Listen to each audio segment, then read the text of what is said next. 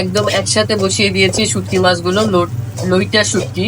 রসুন, পেঁয়াজ, অল্প একটু মশলা, আদা রসুন দিয়ে খুব ভালো করে ভেজে নিচ্ছি। আর পেঁয়াজ কাটা, রসুন কাটা, কাঁচা মরিচ কেটে দিয়েছি, আর শুকনা মরিচের গুঁড়া দিয়েছি, লবণ আর সামান্য হলুদ। এভাবে ভাজা ভাজা করে একদম সুন্দর করে যখন ভাজা ভাজা হয়ে যাবে, তখন এটা গরম ভাতের সাথে খেতে খুব মজা। আর এই যে এই চুলায় দিয়েছি দুধলাউ।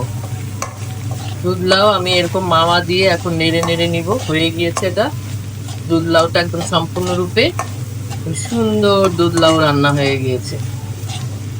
আজকে জুম্মার দিন, সবাইকে জুম্মা মোবারক। নামাজেরও সময় শুরু হয়ে গিয়েছে, আর রান্নাও শেষ, একটু পরে আমরাও নামাজ পড়তে যাব। সবাইকে আল্লাহ হাফেজ, সবাই সেই পর্যন্ত ভালো থেকো।